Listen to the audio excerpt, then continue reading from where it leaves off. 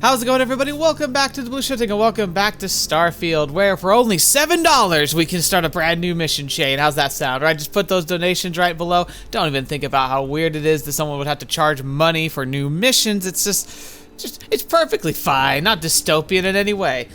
Okay, anyway, Bethesda, what are you doing? Why? I don't even know. We're not going to be diving into any of that stuff. No, I'm just refusing. At this point, I'm probably not even going to buy that DLC until it goes on sale. I just don't even see me playing much more of the game. Like, I'm probably going to play it on my own eventually, but at this rate, I don't even know. It's frustrating, man. I don't even get it. But we're going to see it through to the end because I hate leaving stories unfinished, so we're going to continue on. We did this really genuinely well written. It's like we had a mission that was genuinely exciting with all this crazy stuff about like the jumping between dimensions and trying to choose which world we wanted to be the real world, I guess, or the one we're on. It's such a cool way to explore the mission, and what an interesting idea. And the execution was all right. It wasn't amazing, but it was good. It was decent. And then they literally have, within the week after that video goes up, all this nonsense about the new updates coming out. Like, genuinely, I'm starting to wonder if, because Microsoft, they've been shutting down and killing a bunch of different developers lately that haven't been delivering, even if they have, with Hi-Fi Rush. It makes me wonder if, Bethesda Game Studios themselves, Bethesda as a publisher, I think is fine. They have so many, really powerful IPs. I don't see them going anywhere.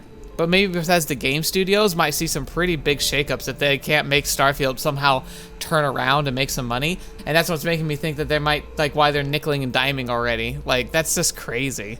But anyway, enough about that. We're not going to talk about it anymore. I'm going to focus on the gameplay. So, we have some interesting stuff to do today. We have unearthed, so we're going to go to the moon. That's probably one of the first things we're going to go do. The memorial service, 2 days, probably do that. And then maybe look for some more temples if necessary, but I'm not sure that's a high priority. We're pretty much going to be focusing on Constellation missions from now. If there's anything that comes up that's really catches my eye as a side quest, I might do it, but frankly, I'm kind of ready for this to be on. I'm ready to move on. So 2 days for the service for the person who's dead and not dead. But so for now, we're going to focus on getting out of here and going to Luna. This mission was great, though. Absolutely wonderful the way they designed this one. Very happy with how it all played out. Really cool choice, really impactful game design. I liked jumping through the different dimensional holes. Just all worked out really, really well. Real trippy stuff. There it is, our big yellow boy.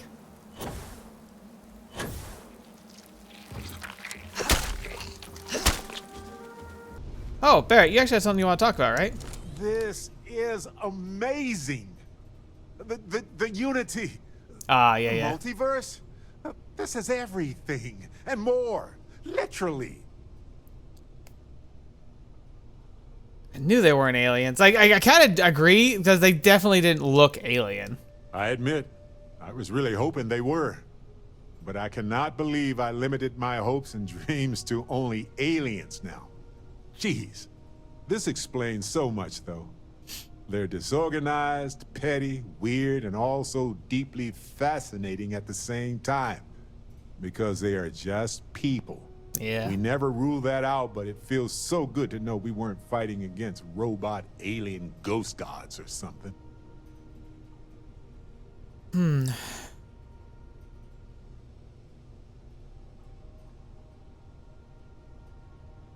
Do you really trust these people after everything they did? No, not even slightly. Good. They're people who obtain power in some unfair way, and some of them have used that power to cause suffering, and others just didn't want to share. But that's what regular people do every day of the year. Right, just people. So this unity, that's the real core issue. True. We need to approach this critically and carefully. We can't just jump in. Or I probably will. I probably will. I mean, we could, I guess. But it all comes back to this. We don't know what will happen if you enter the Unity. You might lose yourself or become a two-headed space shark. There are too many variables. That sounds good, though.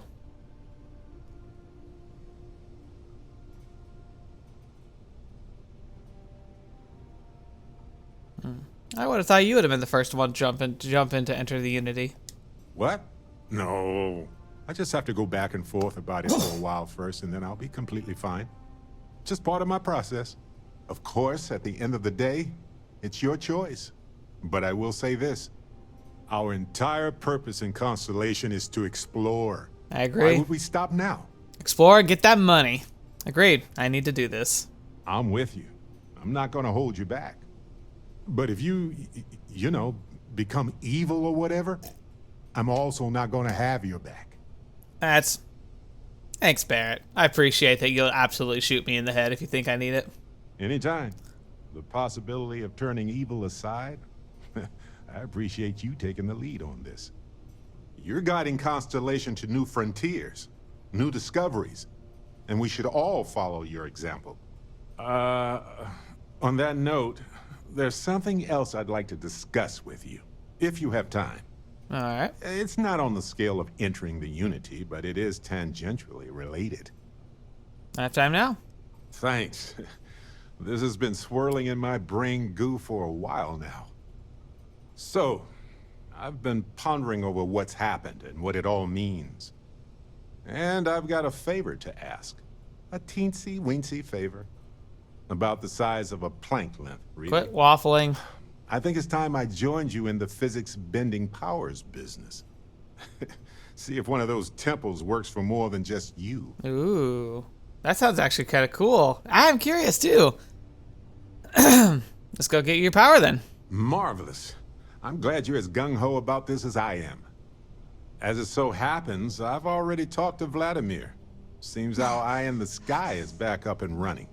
Need to He eat. sent me the coordinates for the temple already. We just have to visit. Sweet. Let's do that. So here, I need you to be in my party then, because like we need you to actually like be with me. Here and So- make a second trip. We finally have all the answers. And yet here I stand, feeling like I understand even less than I did before. Yeah. This talk of the unity of a multiverse? Dead friends appearing again? Like Ben. It is all simply too much. There's only one way to prove whether it's true. Someone has to enter the Unity. And you think it is just that simple? It would seem to me that verifying this is much like verifying the idea of an afterlife.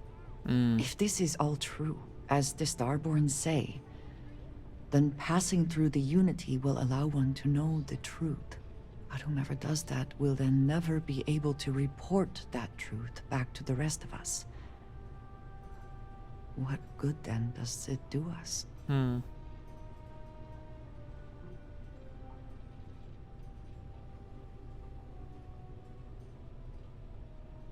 The existence of the Starborn in the universe backs it up.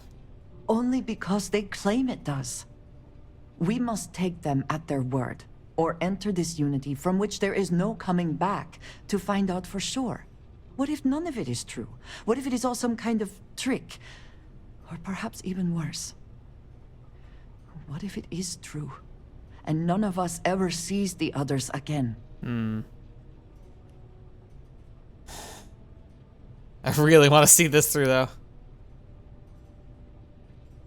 It's okay to be scared. This is a huge leap. That's a fair answer. It's like, trust me, like, look, you don't do stuff like this not feeling terrified.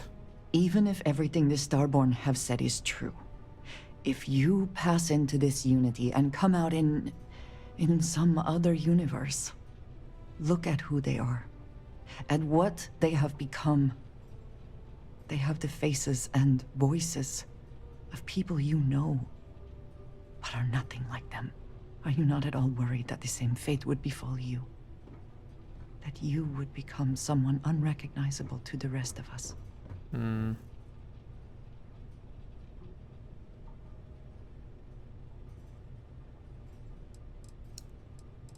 I mean, this is what it is. It's like, you're right. It is warranted, but like, we don't really have any ties. We don't have any direct family. We've kind of been living by the seat of our pants.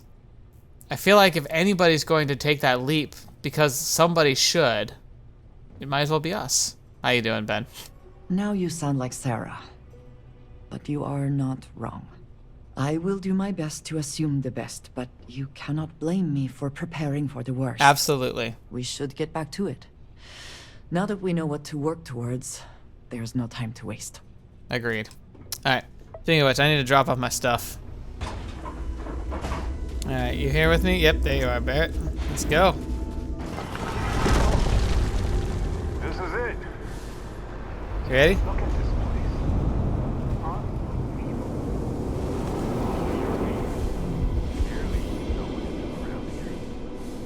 Yep. Alright.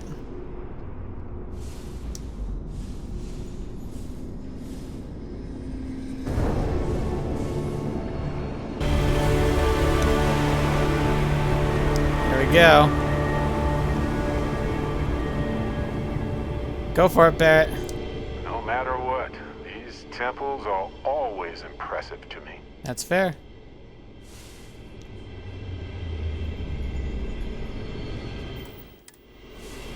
Alright, Barrett, come on. Fly right through here, huh? There you go. No. Okay, I guess I'll fly through. It's just giving it to me.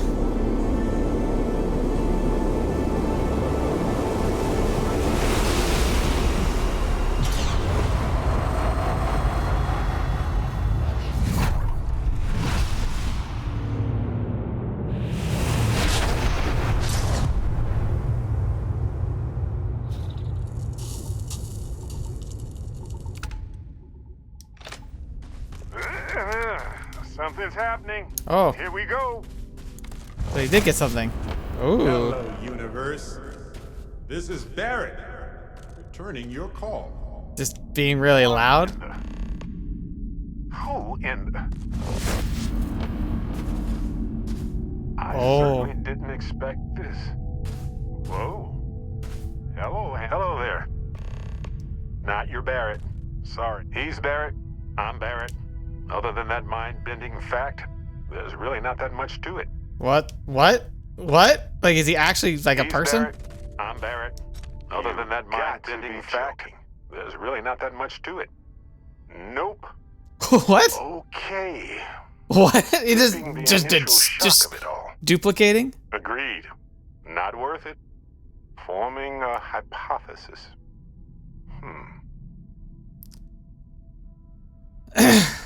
Okay, who's the evil one? You know, my captain asked the same thing. Different captain, though, so you aren't an exact facsimile. From my readings, you don't have your appendix, and you're 1/4 of a centimeter taller than me. Minor differences, but fascinating. I wonder what else is different. Did you clone yourself? That doesn't make sense. Cloning is a complicated procedure involving a lot of complex science. This was Pulled him from another universe, I'm guessing. a whole lot weirder. That's one way to put it. Alright, what's happening? Molecular binary schism? Temporal twinning? Group hallucination? Maybe. Don't forget the fluctuations in the energy patterns, which align almost deterministically. Harmonized vibrations distorting some mechanical barrier between neighboring universes? Impossible to know with such a minute subset of readings. We need more data. Obviously. Welcome aboard. Whoa there. Sustaining this connection requires a lot of concentration. Is this permanent? You will eventually monitor the energy fluctuations and agree. But no, this is unusual. I could study this forever. I'm getting a Irvin told headache. me to just enjoy it and collect data on the side for later. And I'm glad I did. Irvin? He's with you. He's... okay? By the tone of your voice, I'm gathering some things in our lives might be a bit different. Is he happy? Yes, he is. Our daughter pilots the ship Aww. after Vasco was destroyed. But otherwise, we've survived the war well. War. Going on 20 years now. But we're starting to turn the tide. Against what, though? Imagine all of the variations. It's endless. But what war? You just like, I can't just leave it to, oh, war. Like, who you fighting? Oh, no, Vasco. Oh, man. I only hope the new one we're building is just as salty as the last one. And the daughter. Amazing.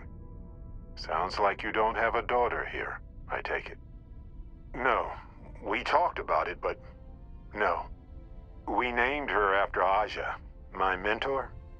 She died in the crossfire between the United Colonies and the Freestar Collective decades ago. For me, Irvin died instead of Aja in that crossfire.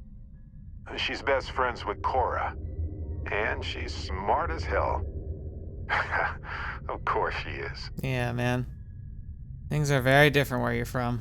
I have so many questions.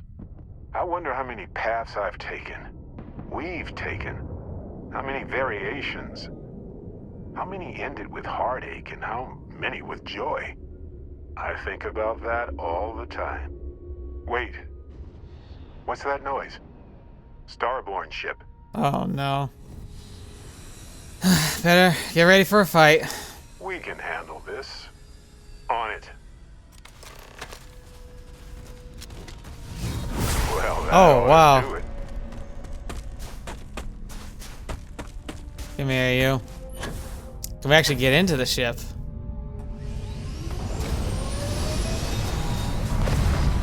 No. It just takes off.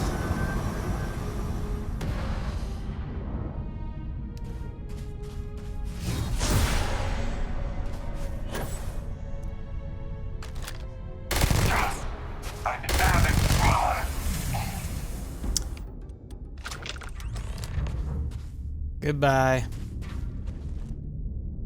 Good riddance. Oh, something's going on here. What's he up to, man?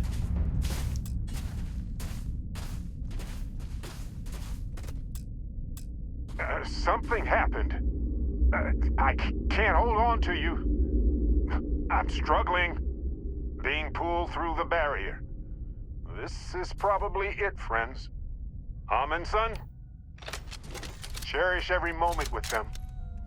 I already do, my friend. I promise. Wow, that's cool. So look, for the record, I am the same Barrett that came here with you. For sure. I think. Yeah, it's all good. Trust me, I noticed. Could you imagine if I just kept pulling other Barretts into existence? Forever? An entire universe full of me. Did you try to do that? Kinda. I mean, here's the thing. It's pretty exhausting in a way that's hard to describe. A second one of me seems, well, frankly, it seems like it would kill me. But yes, I tried. Briefly.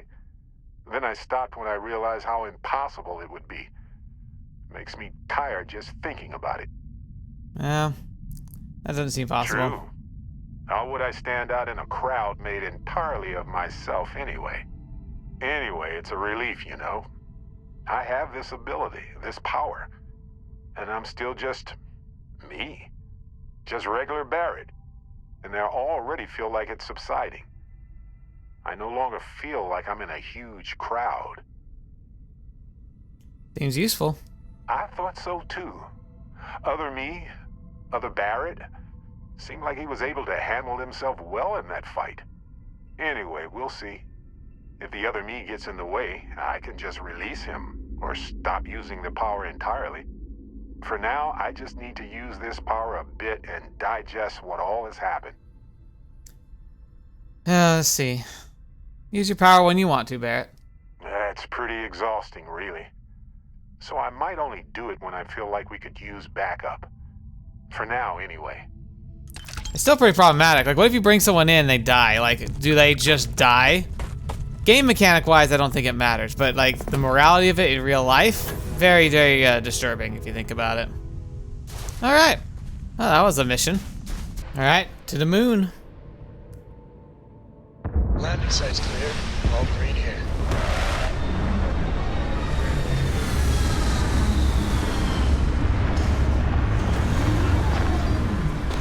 Whenever I'm lost, I think, what would you do in my ship? Alright, what are we gonna be doing here? Good old sun. No Earth and visible sky right now.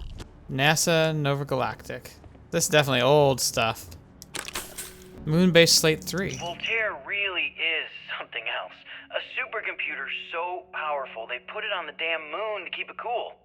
Although by that logic they should be running it purely in the vacuum of space. But hey, good marketing material. I've been spending some off hours running some dumb simulations just because I can. My favorite so far is simulating the sound of every duck on Earth quacking after receiving a piece of bread. What? You didn't know you wanted a real-time sim of feeding all the ducks, but now you have it. You're welcome, humanity. I like this guy. Got real good priorities there, huh? Slate 5. You ever get jealous? You know, the crew in the shipyard? Building the actual vessels that are gonna travel the stars? We're literally on a base on the moon. Oh, come on, Sabina. I'm trying to share my dreams here. Well, your dreams are always out there and never here where the rest of us live. Can't you just be happy doing your job? Where's the fun in that? Interesting. I wonder if he might be one of the first Starborn or something. Like, what's this guy's connection to all of this? This one's the mission one. Oh, there's a few mission ones. Okay. Okay, confession time. Being single on a moon base is the worst. Oh, I bet. I only get like an hour to use the communication link to Earth every couple of days. And let me tell you, there's long distance dating, and then there's like long distance dating, you know? Oh, hey there, I'm a scientist, deadly employed, willing to take you out for coffee in like 6 months when I'm back from space. It's not a great opening line. You seriously can't get a date? You're an astronaut. Hey, no one asked you. Interesting. I mean, it's like it's another thing. Like getting an astronaut gains pain. Great. Getting a date is probably not the hard part. Like the physical part of getting the date is the hard part. Nova Galactic Project Log, Principal Engineer Lang Shu. Okay. I admit, this is not the most disciplined team I've ever run. Malcolm keeps stealing computational time on Voltaire. Thinks I don't know this. And Ducks. Sabina's been distracted lately, but won't tell anyone why. I really should demand answers from both of them. But honestly, I'm too preoccupied with this contract. We all are. Despite anything going on in our personal lives, there's something special about what we're building here. Maybe this is the beginning of the grav-drives, like what lets people, what let us leave the solar system? Because I'm sure we needed it, so maybe they, like, were secretly pushing it out, like, as fast as possible. Voltaire. I want to remind the research team that Voltaire is a highly proprietary supercomputer. It's currently being constructed exclusively for the use in Project Prism. I feel like I've heard Prism before. It's not meant for your own personal projects. Yes, it's amusing to see how many decimal points the pi can calculate, how many bits of encryption it can brute force, or whether you can simulate table tennis with perfect aerodynamic simulation, but there will be time for that later. For now, I need everyone concentrating on hitting our deadline. We're developing exciting new aerospace technology with our partner and client. This should be more than enough to keep anyone from being bored. Alright, and launch. We are happy to announce that the first test launch of Project Prism will be held today. We'd like everyone to suit up and join us on the roof at 900 EDT. Reminder to please sync with all watches of the Eastern Daylight Time. Our partner will also be on radio for the launch. We're recording the event, so be on your best behavior. Okay. And maybe it was the first grav-drive. And how much, what if the Starborn was the one who gave them the grav-drive as a way to, like, circularly preserve humanity from killing itself before it could get to space? I could see that being like a loop feature that they need. Oh, is that on the roof, like where they were told to go on to watch the launch? Okay, that makes sense. So what is it that they wanted me to see here? Engine spin-up time almost complete. Total time 5 minutes 22 seconds. Right on schedule. How are the helium-3 valves holding, Nova? We double-checked the leakage concerns this morning before the launch. All signs green. Any changes to the calculation sequence from Voltaire? No changes since we uploaded the last figures yesterday. It's a clean shot from here to Jupiter. One day the computer will be on board the spaceship. Just imagine that. Yeah. One miracle of science at a time, Canaveral. Counting down in 5, 4, 3, 2, 1.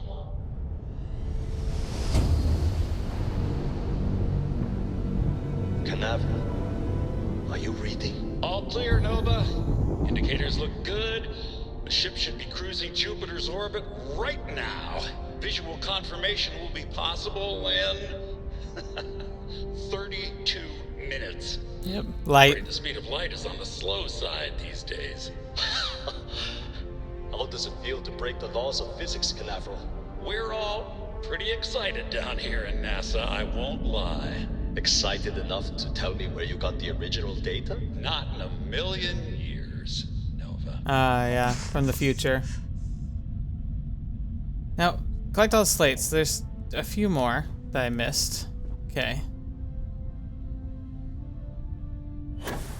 So yeah, that was the first warp jump, and it seems like, yeah, I think my guess was correct, that the Starborn were the ones that gave them the technology to make that.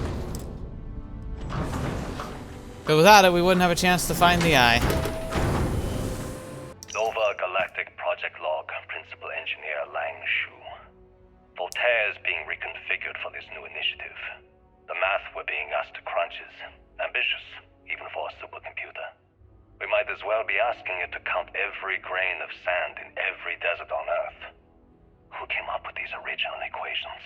Our Right. partner isn't being very open about it. Every question I have goes through some discretionary channel. I'm surprised we even know we're working on a ship. Yeah, that was it. So yeah, a Starborn likely interfered. Maybe the first Starborn, realizing they had to make sure that this happened, or that they had access to this stuff. Alright, so now what are we supposed to do? Super Sarah gonna contact me on the space phone now? That's kind of cool though, we're gonna go to NASA itself, huh?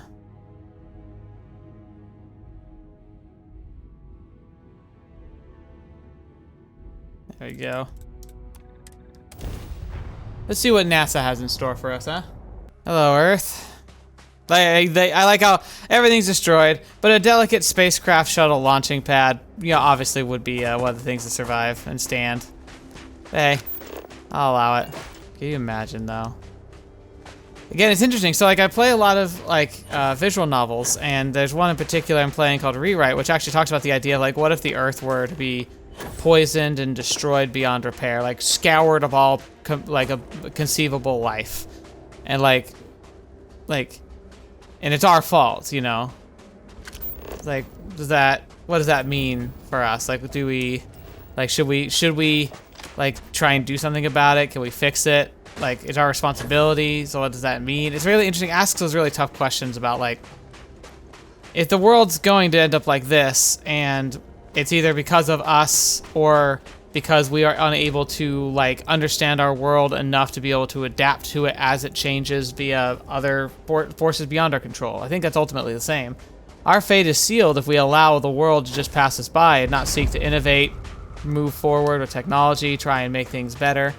Like I said, it might be because of us. It might be because of natural forces, but either way, like, life on Earth and capability of life on Earth is not a guarantee, and it's something we should be very conscious of.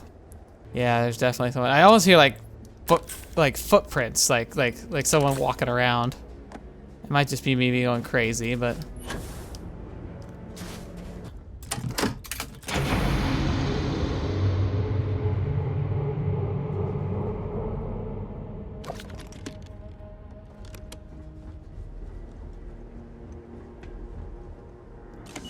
Okay.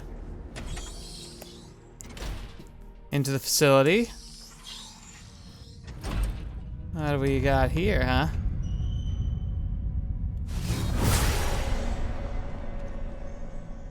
It's so weird being in an empty place like this. This was the center of science and engineering for spaceflight, and it's just dead.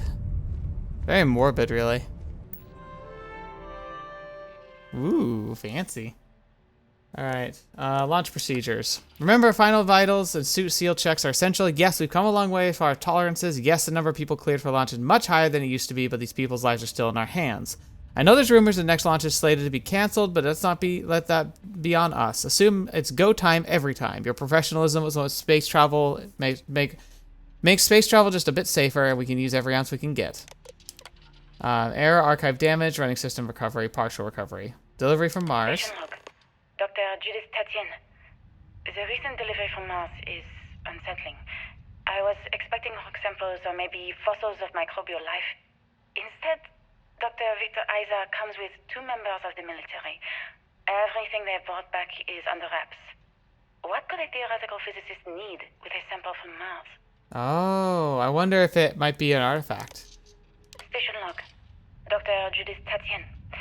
I've been trying to cozy up to Dr. Isa, Victor, to see what is going on. His team has completely commandeered one of the labs with those 2 military handrails, checking who comes in and out. I joked that maybe he found a little gray man and was doing an autopsy. And he grew very pale. 2 days later, he sends me a request asking for more information on my background in material science, metallurgical engineering. Oh, we have a meeting tomorrow. I think I'm being invited into the lab. It is the artifact, like metallurgy. Yeah, that makes sense. Station log. Dr. Judith Tatian. I have never been so nervous since I defended my dissertation. 4 hours talking to Victor and his team about theoretical metals, atomic bonding, even a half-hour divergence into magnetism that I'm pretty sure was just to throw me off the trail of what we were actually talking about. Then I got to see the lab. I don't know how much I should say, but the periodic table just got thrown out the window. Interesting. That would be crazy. It must be the metals, though, from the strange engines, the artifacts. This place has seen better days. All the rovers. I'm guessing recreations, obviously, but you know, if they can jump between Mars and Earth, maybe they actually, Adapted from designs originally intended for high-altitude aircraft, the Mercury spacesuit would undergo several modifications to deal with pressure, oxygen, and thermal considerations, even though the cabin for the Mercury spacecraft itself protected against the rigors of space travel. Redundancy has always been key. In the event that the cabin were to depressurize and expose astronauts to the vacuum of space, the Mercury spacesuit would be able to offer a critical extra layer of defense. Very true. From 1958 to 1963, one of humanity's first human spaceflight programs, the Mercury spacecraft was designed to fit a single person who would be sent to test a person's ability to function in space. 6 flights in total were launched, the earliest being a 15-minute suborbital flight, the last being over 34 hours and 22 complete orbits. In a tiny little capsule, just a little pod. From 1965 to 66, in many ways, Project Gemini was a learning mission. While NASA's ultimate goal was to put a human being on the moon, many questions had to be answered before the Project Apollo could ever begin. Gemini was tasked with answering how a person could survive in space over many days, how to connect a spacecraft together, how to improve spacesuit technology, and operate outside the spacecraft. Can you actually take this? Oh my gosh, that's actually kind of hilarious. Pocketed, that's great. It's gonna make me overweight, but I still want it. 1968 and 1972, Project Apollo was the first successful program to put humanity on Earth's moon. The first moon landing occurred on July 20, 1969, was actually Apollo's 11th flight, with all previous launches testing all modules, orbits, and other critical data needed to ensure the astronauts could reach the moon and return safely. Yeah, it's almost the crappy ones, like the guys who got onto Apollo 10, who got to do every part of the mission except landing the lander. They even detached the lander so that the lander could go to land on the moon, and then they just reattached it and went home because they wanted to test and make sure that it could do all of that. And in the way they wanted to make sure that we weren't going to have, they were trying to make it as safe as physically possible. And it's good that we did. It was real risky what we were doing, and we honestly probably barely were able to do it. It's so cool that we did, though. Oh, is this the first Project Prism? Yeah, this is the ship that they designed. Funny that it looks so much like our modern designs are still echoing what this ship looks like. That's cool. NASA partnered with Nova Galactic, the creators of the Voltaire supercomputer, and an ambitious aerospec project to pull gravity itself. The result, the first spacecraft capable of faster-than-light travel. The first successful voyage saw astronauts reaching Jupiter in moments what would have previously taken years. Yeah, that's the same. Oh, here. Lunar module. For the Apollo 11 module, the lunar module Eagle was the first crewed spacecraft to touch down on Earth's moon. Eagle's counterpart were command module Columbia, with the lunar module needed to both separate from and eventually reattach to. The Columbia would take astronauts to and from orbit of the moon, while the Eagle would bring them to and from the surface. Yeah. God, these things are so tiny. Can you imagine having to live in that thing for weeks? Cool. Oh, and then airlocks. While long-term missions in space began in the late 1990s, the programs such as the International Space Station, humanity began living on other planets almost 100 years later. Small outposts for 5 or fewer scientist research teams eventually gave way to entire colony efforts on Mars and orbiting bodies around the solar system. I just don't understand where these calculations came from. There's something wrong with the math? I think it's quite straightforward. That's not what I'm asking. We've had no success extracting even a sample of material from the object. No explanation for the gravitational effects, no motion graph to explain its harmonic frequencies. I can't even establish a melting point. Judith. But you've had me building these prototype colliders for months. And now you want me to pump helium-3 into it based on this equation you've written on a goddamn napkin? I just need you to trust me. Victor must be the first one. I've been trusting you. We keep slamming our heads against a brick wall, getting nothing. And you keep coming up with something new to try. Like, you know what's going to happen. Where are you getting your information, Victor? I'm sorry, Judith. Look, not here, okay? Somewhere off base. I'll tell you everything. But I'm not lying, okay? We're going to discover something important here. Interesting. I promise. So yeah, we've created a paradoxical loop. The Starborn is the reason why we have the bases and technology out here to actually go and become Starborn. So it's a self-feeding loop. Like, how did it actually start? Like, a person had to get out to the gate, but someone had to come through the gate in order to get us to the gate. Wonder how they're gonna address that, if they will, or if it's just gonna be, I don't know, cool science, wibbly wobbly, timey wimey. Alright, computer, what secrets do you hold? Security procedures. Checking all baggage before allowing access. Yes, even the generals. I don't care how hungry they get. They're direct orders from the secretary. Absolutely no phones or recording devices. All written materials, clipboards, and notebooks are to be checked on exit from labs. Confiscate anything with confidential information on it. Alright, archives damaged. April 2138. Project log. Dr. Victor Isa. We turned on the prototype today. The gravitational field around it began to fold as we long suspected. Complete reversal of gravitational pull was observed on dozens of loose objects around the lab. I'm setting up a meeting with the directors to propose a larger test.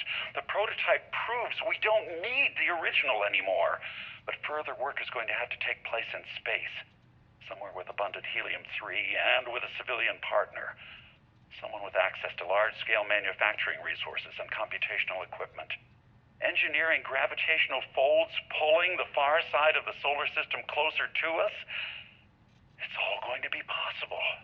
Okay. Yeah, so that's interesting how that works. Like, the concept is essentially what you're doing is you're using a gravity trick. So, like, a warp drive, the idea of the warp drive was making a wrinkle in space-time by using a gravitational, like, field, like creating artificial gravity in front of you and then artificial anti-gravity behind you, and it makes a kind of like a wave ripple through space. They're doing something similar, but the idea is instead they use like focused gravitonic waves to theoretically reach out with energy, grab a section of space, collapse like a miniature singularity there, and pull it towards you in a kind of wormhole.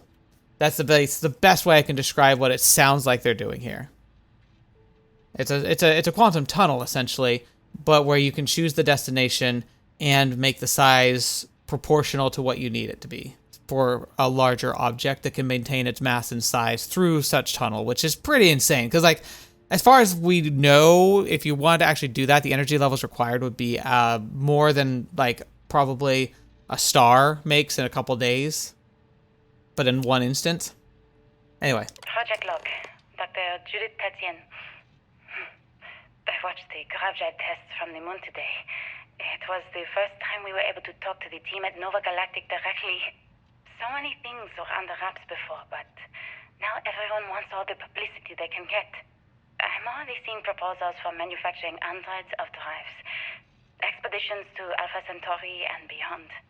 It's also overwhelming and worrying. It could take years, decades, before we know what all these side effects of operating a grav-drive can be. But no one wants to hear that right now. Like a bunch of pioneers racing towards the edges of the frontier without knowing about the grizzly bears in the mountains.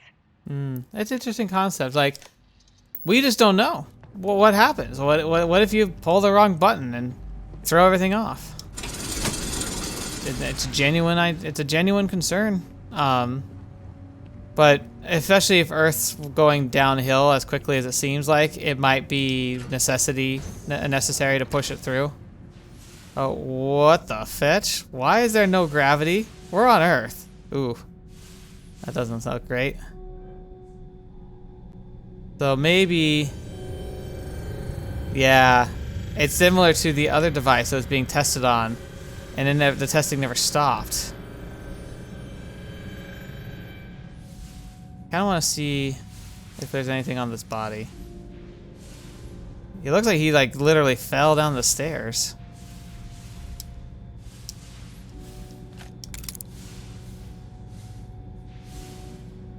Or maybe this is side effects of a grav-drive. So if there were side effects, did they hide them? Because now we have tons of grav-drives. And wouldn't we know now? Or is it still being kept under wraps somehow?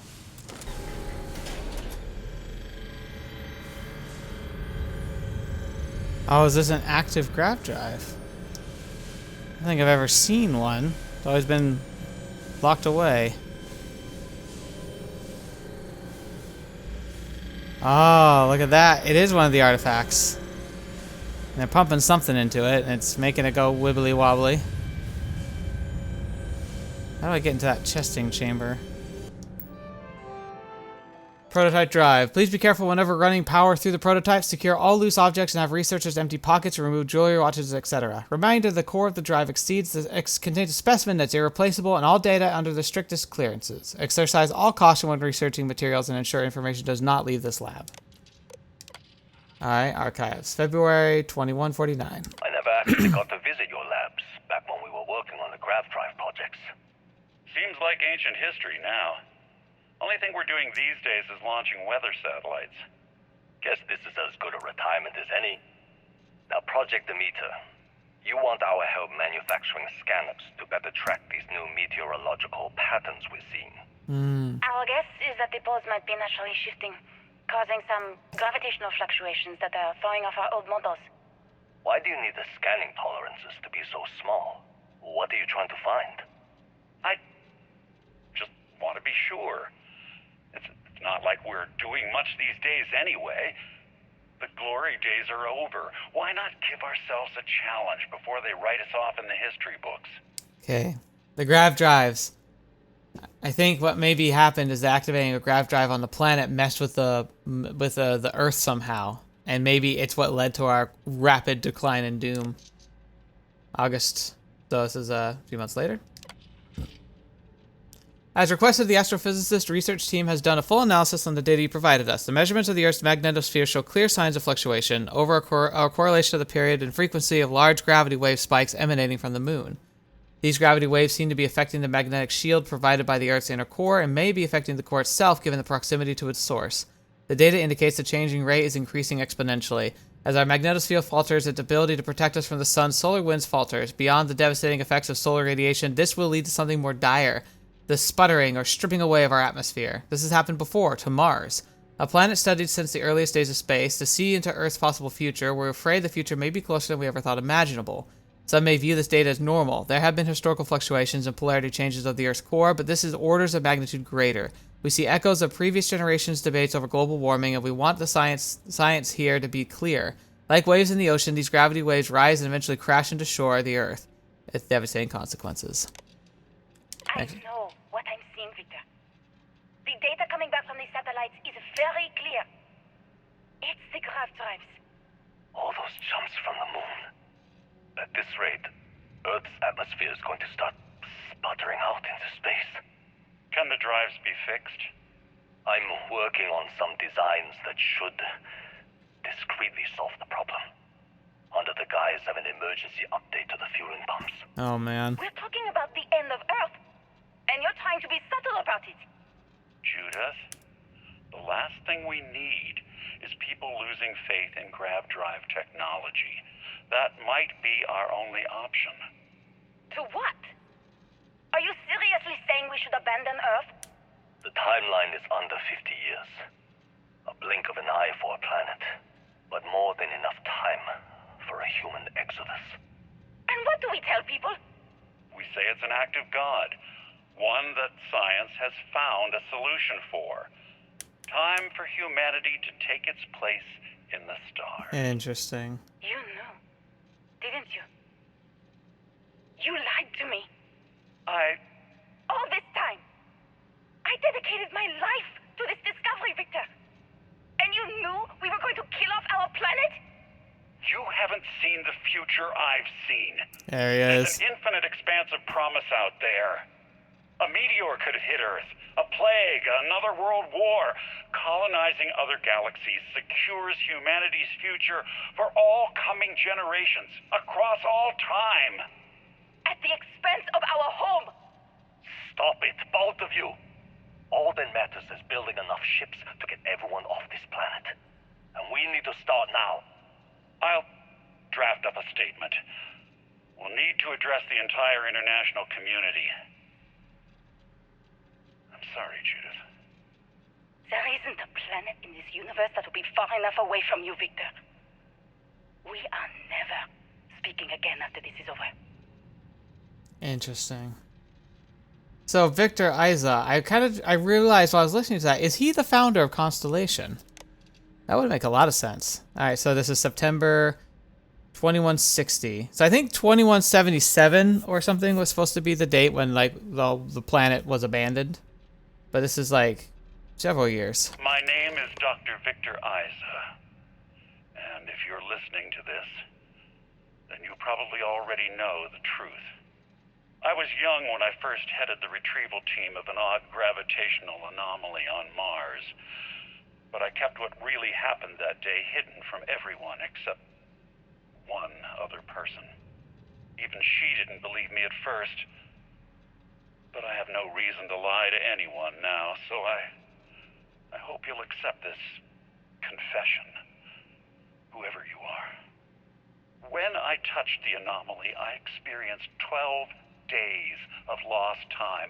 I met myself. He told me everything that has since come true. The grav-drive equations, the tests on the moon, Earth's atmosphere sputtering away because of what we had done. But he also told me about a city thriving on a planet orbiting a distant star. Human culture, art, music, lifestyles evolving and shining brightly across all of space. What price would I be willing to pay for that future? Maybe you don't believe me. Maybe Judith was right and I'm just a coward who wants to believe his mistakes were justified. But everyone has forgotten about the real origins of the grav-drive, this artifact from Mars. I hope you make better use of it than I did. Yeah, interesting. So that's the secret. Grav-drive technology came from this testing site. And it killed the planet. Makes a lot of sense, though. And now we have to figure out what we do. Because with this knowledge, it kind of changes it a bit. Like, are there other options? Go into the Unity and become a perpetual, like, eternal, like, being? But maybe that's not the right answer.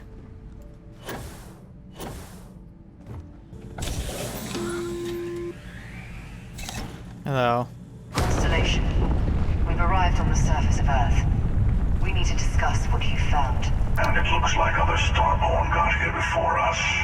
So, you might have company. Cool. That's great.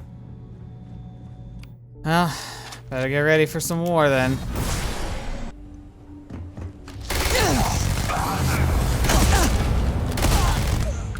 You made a duplicate of me? That's rude.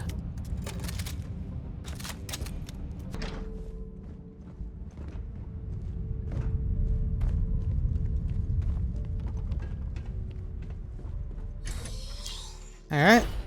Made it to the surface at least.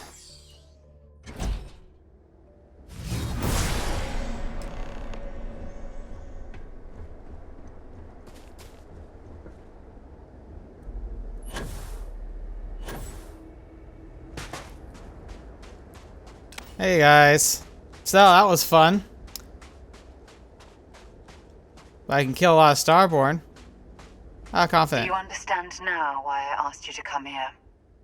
The artifacts unlocked the secret of interstellar travel, at the cost of Earth. An easy trade, honestly. Why have one world when you can have all the settled systems?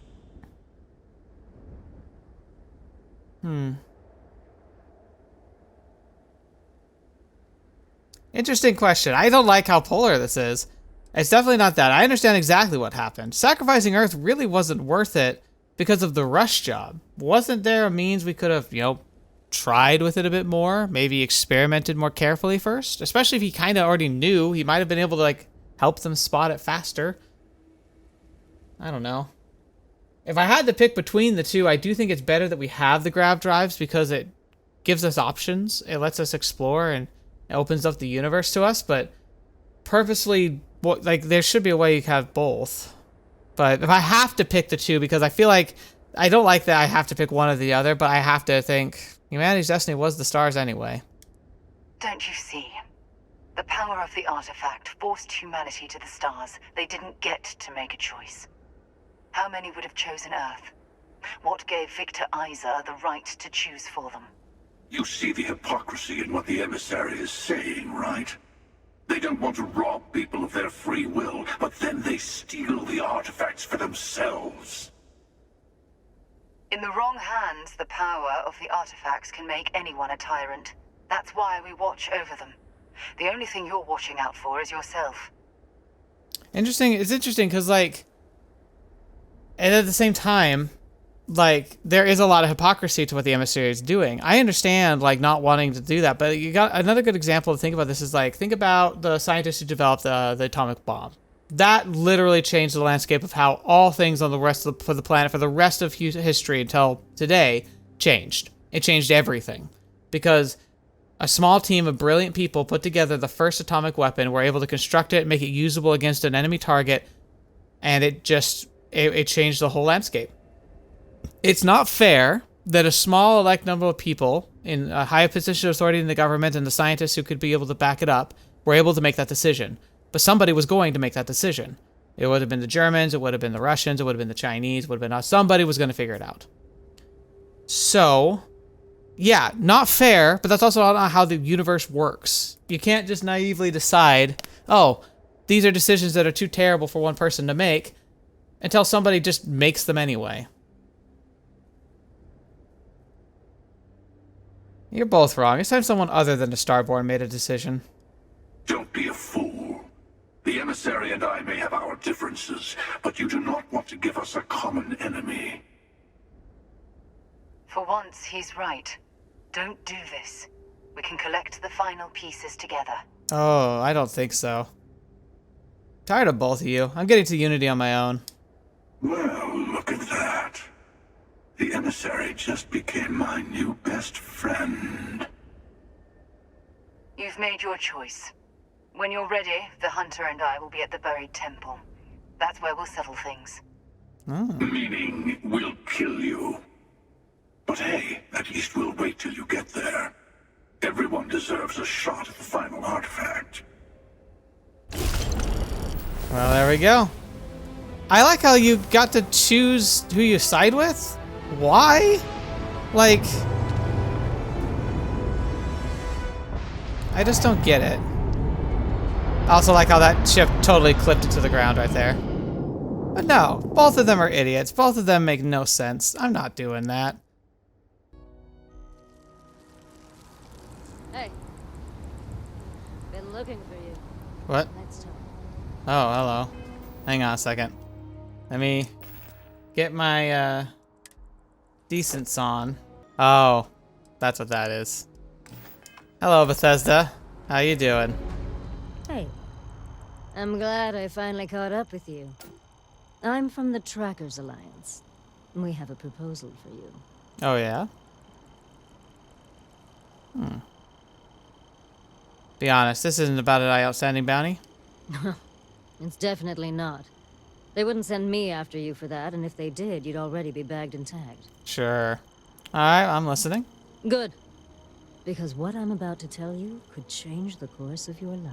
I'm sure. The Trackers Alliance has been following your exploits and believe you have what it takes to join our ranks. You're being invited to our new headquarters in Aquila City. There you'll meet with Agent Number 1.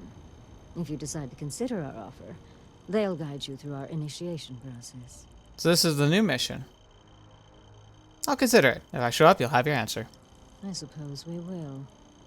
I'll be heading out soon if there's nothing more. Remember, Trackers Alliance HQ in Aquila City. Speak to Agent Number 1. Not sure I'm gonna do that. Alright, let's see. We are 1 day away from the service. I'm going to sit and starve on this bench. I haven't had a look at myself in a while. Okay, now we eat some food, and we go to the memorial. Hey, Vasco. How's it going, everyone? I would come up with something to say, but I've got nothing. So, instead, I thought I would quote something that gave me comfort a long time ago. He's supposed to be at the podium, I'm guessing. Is God real? The more proper question would be, is reality divine? Existence itself is a mystery which yearns to be uncovered. What is goodness but a comparison to the good? What is existence but a participation in being? For where the diversity of the universe inspires awe and wonder, it exists only in contrast to a simplicity so pure that it may only be understood as primordial and even divine. Our essence is what was imagined by its mind. But what we consider imagining and what we consider mind are in fact so far beyond our understanding that even these metaphors are like the tiny white caps on a massive surging sea. There's more, but those are the parts that speak to me the most. Nice. Thank you. That was really thoughtful, Mateo. Thank you. Does anyone else want to say anything? Oh, now you're at the podium. Alright. Hello. Well, my Sarah. Hello, everyone. Hello. Sarah knew the dangers we faced better than anybody.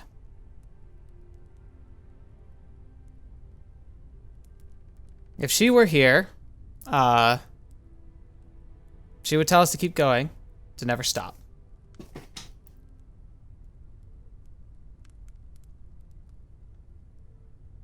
And I'm gonna miss her the rest of my life. Certainly don't like the other one of her, I know. Thank you. If anyone else wants to say something. Now I get to speak with everybody. Everyone is in mourning. I understand, but I cannot quite share in their emotion. Oh, it's interesting. You're mourning too, Andrea. I don't often speak about You're in your own way. I have seen death. I have lost people I considered close. But death is one But of those this is... occasions where it's hard. I can't believe I'm talking It is over not two the people. same. Ugh. Our friend I cannot explain why. I am not sure I am making sense. You're making perfect sense. There's no there's right way to feel. no Thank God you. in heaven that is curating a perfect ending for them. So it's up to us. We are what lives on.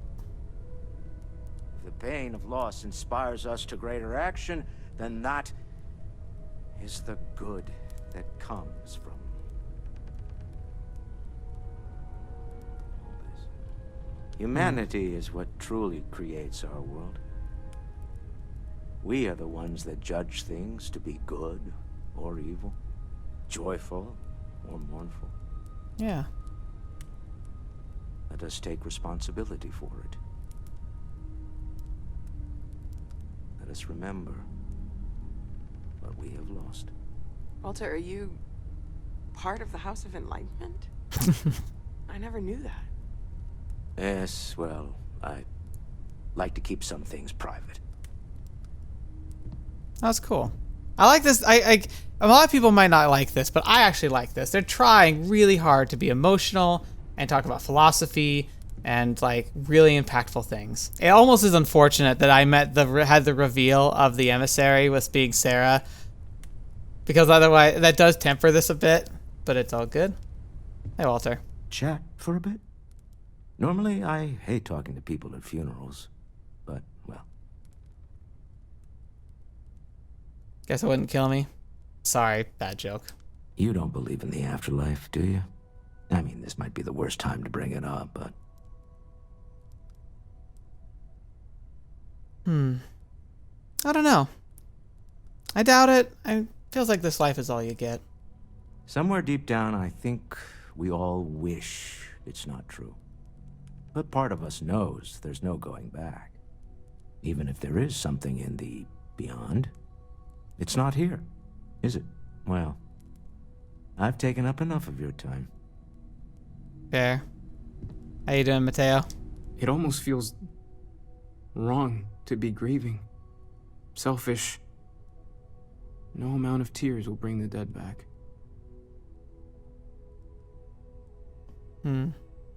Funerals are more for the living, isn't that it? Yes. We don't have a way of knowing whether we really touch the departed with our grief. We just have to have faith.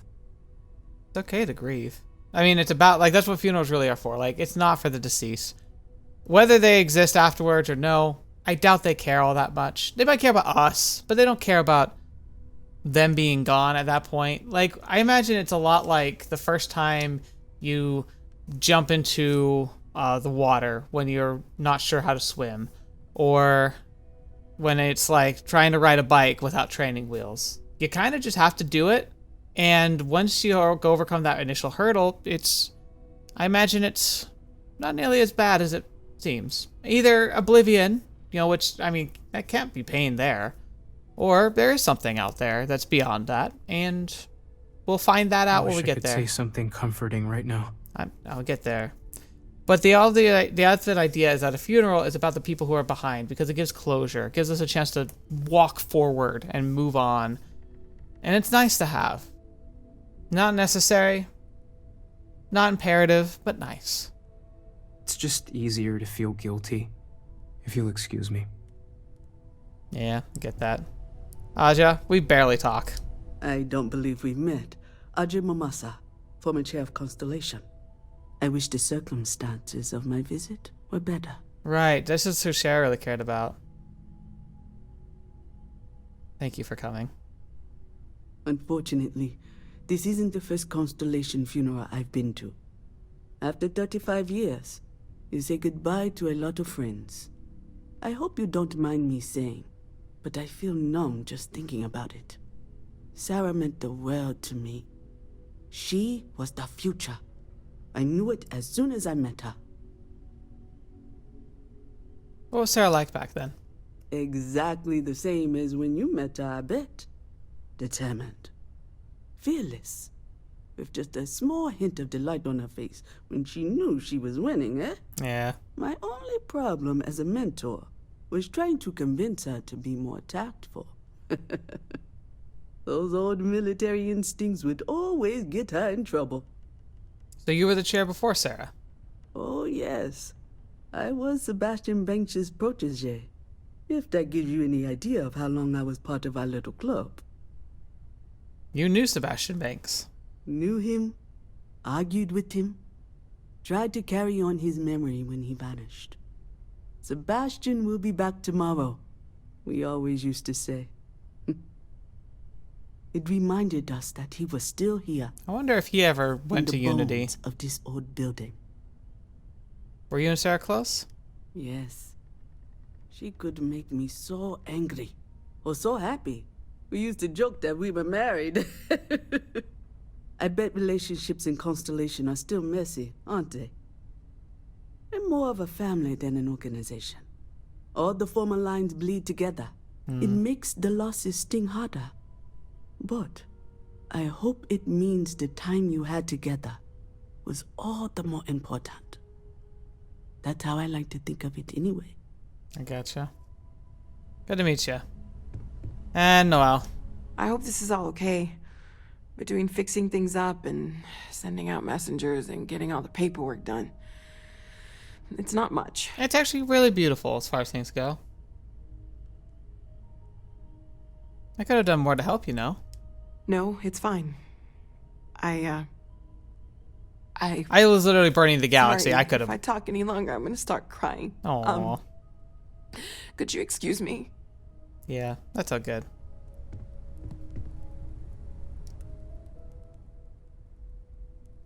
Hey, Sarah, it's me.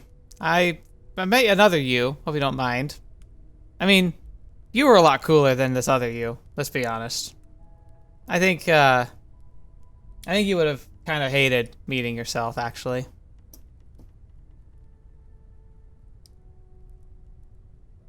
I miss you. I wish this hadn't happened. It really didn't need to. That's the thing that kills me. Hunter, the Emissary. It feels so unnecessary. So much interfering. And for what, fun? Why? See you out in the stars. I like that. That's a good way. Hey, Vasco. How you doing, buddy? I am told these types of gatherings are a sad occasion. That assumption appears to be correct. That's right, Vasco. I appreciate you verifying my analysis, although I am certain my thanks will do little to improve your current psychological trauma. If you would like, though, I can add some consoling language to my programming. Sure, console away. It will take some time to adapt, but it will be okay. Aww. How was that? I've never wanted to cry more than this moment. I will note that feedback for later. Thank you, Vasco. Oh, no. It's you. Hey, Vladimir. Drink? Pour one out to the blackest sea?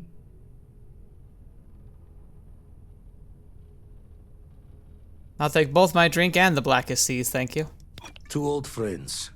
May their ghosts go past the edges of space, to the great beyond. Two old friends. Aye. That was cool.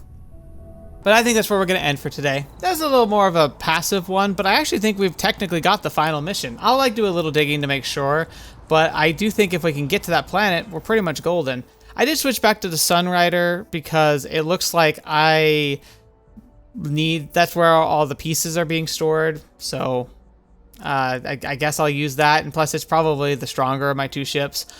But I might need to, make it jump drive bigger or something. We'll have to figure it out. I might have to tweak it a little bit, make its design a little more streamlined or something. Maybe that's what I'll spend some of my free time doing between this episode and next. But yeah, if that's the final episode, I think I'm ready to jump for it. So yeah, it said the planet there is level 75, which is a little scary because I am level 40. But I feel like it's time. I'm ready to see how this ends. And I'm curious, because it's pretty clear that there's a Unity ending or something along those lines where you just join the Unity and kind of recycle through, I'm guessing. Maybe that's like a New Game Plus type model. I've heard it had a unique, a friend of mine told me, it was a bit of a spoiler, but not really, but just said that there's a unique mechanic to the New Game Plus system. And I'm guessing that's what it literally is, jumping through and just kind of becoming a Starborn, essentially. But I wonder if there's another option. Because frankly, based on what I've heard and what I've seen, I might not want to do that. If there's another option, I'd be really interested to see what that option might be. And again, I didn't think it was like make sense. Like I didn't think that the Emissary made sense. I didn't think the Hunter made sense. I think I want to see things on my own, even if it means I have to fight them both. So yeah, I'm excited to see how this all plays out. Thank you so much for joining me today. Thank you so much for joining me on the channel. It makes the most of me that you're willing to be here and that you share this journey with me. I'm looking forward to being able to continue these fun journeys and jump into something new when the time comes. I'm getting frustrated with like Bethesda itself. I hope that they see the light and don't lose themselves in the sauce, but it's been disappointment after disappointment after disappointment. And that's the thing that sucks. They've got very talented people. Like some of the set designs are fantastic. Some of the writing's all right. There's clearly a lot of very dedicated, caring people at Bethesda, but these executive decisions that are being made are just ridiculous. So we'll have to see. Well, we'll find out what happens next. And if we got the new big update that's supposed to come out, I'm probably not going to buy it. I'm just excited to see what people say about it. But yeah, we'll get to that then when we get to it. Thank you so much. And until next video, watching me, if you see me next, I'll see you there.